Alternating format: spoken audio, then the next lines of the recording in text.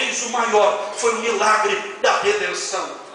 O milagre da redenção, meus irmãos, talvez seja ou fosse o maior milagre realizado na cruz do Calvário. Mas o que significava a palavra redenção nos tempos de Jesus? Redenção era uma palavra utilizada na compra, ou melhor, na libertação de um escravo. Porque a palavra redenção, ela possui dois significados, lutron e agaraus. Lutron era utilizado pelos mercadores de escravos, porque naquele tempo escravidão era algo comum, havia legislação e tudo mais. Quando um senhor de terras, alguém de posses, comprava, adquiria um escravo, ele utilizava esse termo, lutron, comprei um escravo. E depois, essa palavra redenção também possui uma outra vertente, que é agarazo, que significa soltar ou libertar um escravo, torná-lo livre. E a palavra redenção, milagre maior, foi justamente esse. Lá na cruz, Jesus, ele comprou a nossa redenção. Primeiro ele nos comprou. Nós estávamos como escravos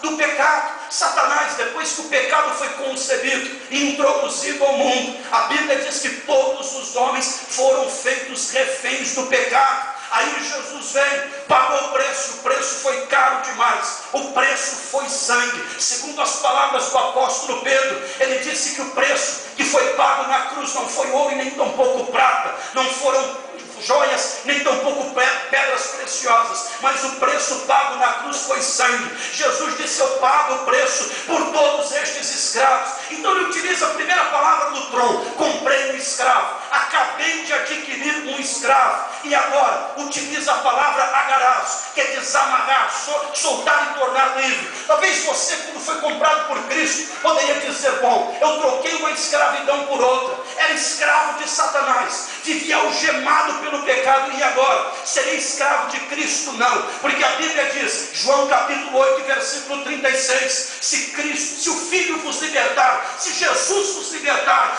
verdadeiramente sereis livres. Colossenses capítulo 5, versículo 1, Paulo diz: vocês foram libertos por Cristo e são de fato livres por Ele, libertos por Ele. Então Ele nos comprou, olhou para nós e disse: olha, eu comprei você, eu tenho direito sobre você, todavia você não será o meu escravo. Hoje eu liberto você, eu solto você, e você é livre, você é liberto. Aí você diz: então quer dizer que eu não sou mais um escravo, eu não vou carregar mais algemas? Não, você é livre. Lá na cruz eu comprei a sua redenção, comprei o seu resgate, você agora está livre, você agora não tem mais algemas, eu quebrei as suas algemas. Não é aquilo que o apóstolo Paulo escreveu em sua carta aos Colossenses, capítulo 2, e a partir do versículo 13: e quando vós estáveis mortos nos pecados e na incircuncisão da vossa carne, vos vivificou juntamente com ele, perdoando-vos todas as vossas ofensas, havendo riscado a cédula que era contra nós nas suas ordenanças, a qual de alguma maneira nos era contrária,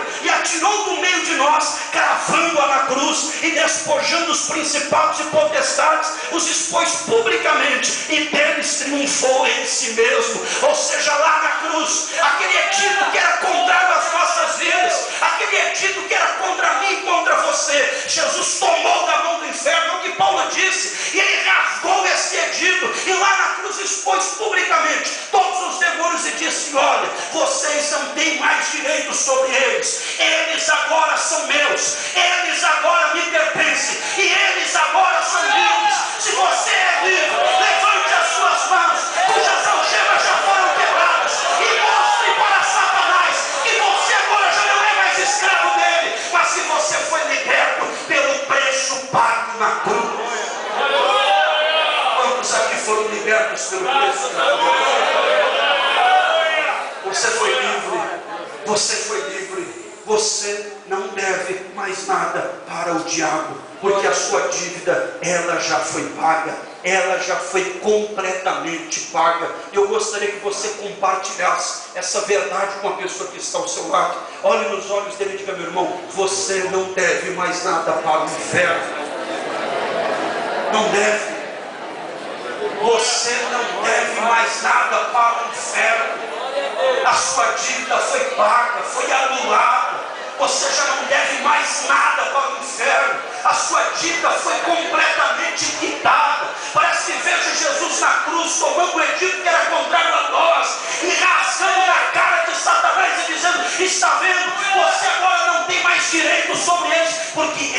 são meus. Ele morreu por você. Essa foi a primeira finalidade da morte do Cordeiro. Ele morreu por você em particular.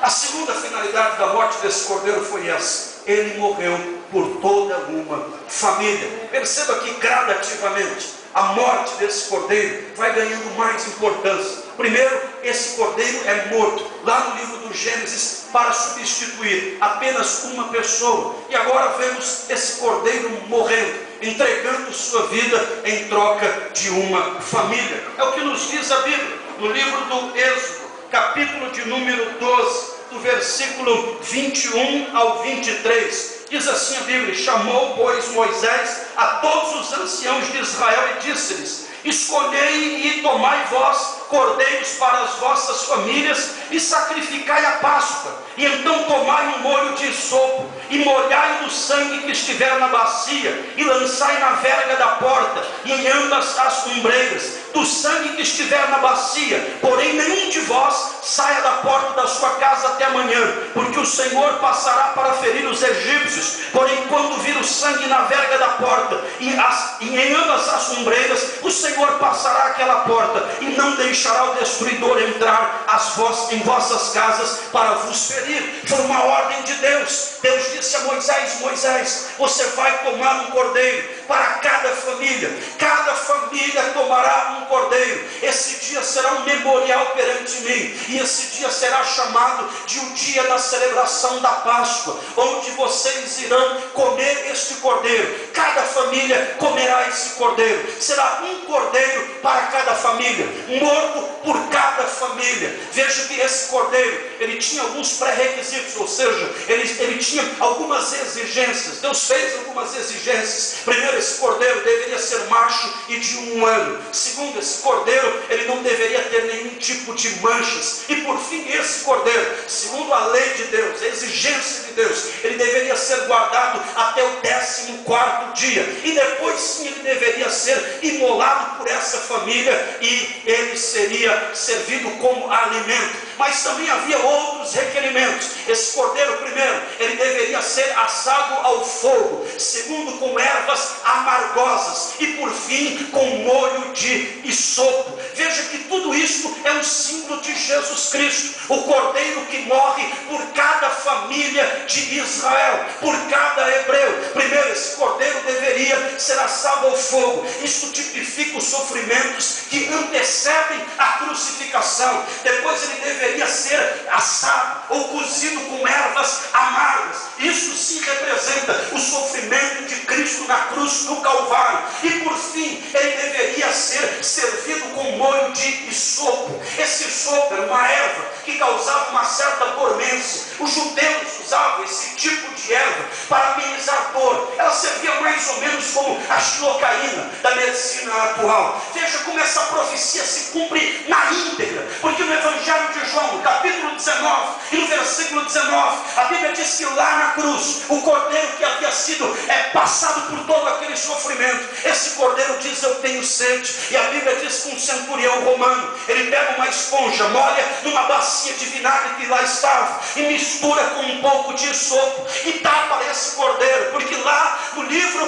do Êxodo, Deus disse que esse cordeiro deveria ser servido com esopo. Veja como as profecias da Bíblia se cumprem na íntegra. Lá na cruz, o esopo foi dado ao cordeiro, identificando e dizendo: esse é o cordeiro, não há dúvidas, esse aí foi morto por cada família. Então veja que de fato Jesus primeiro, o cordeiro morreu por cada um de nós em particular. Depois ele morreu pelas nossas famílias. Atos 16 e 31, depois daquele terrível terremoto que abalou as estruturas daquela prisão, aquele carcereiro que tinha responsabilidade de cuidar de todos aqueles homens, ele se desesperou e disse: agora eu vou morrer, eles vão achar que isso aqui é culpa minha, e agora o que eu faço? E ele tentou o suicídio. Paulo, ele disse: não, olha, não faça isso, não faça essa loucura, porque todos nós estamos aqui, ninguém fugiu, ninguém escapou, nós vamos permanecer aqui. E Paulo começa a falar de Jesus para aquele homem. Primeiro, Jesus morre por ele. Paulo diz: ele morreu por você. Esse Jesus morreu por mim, morreu por você. Aquele homem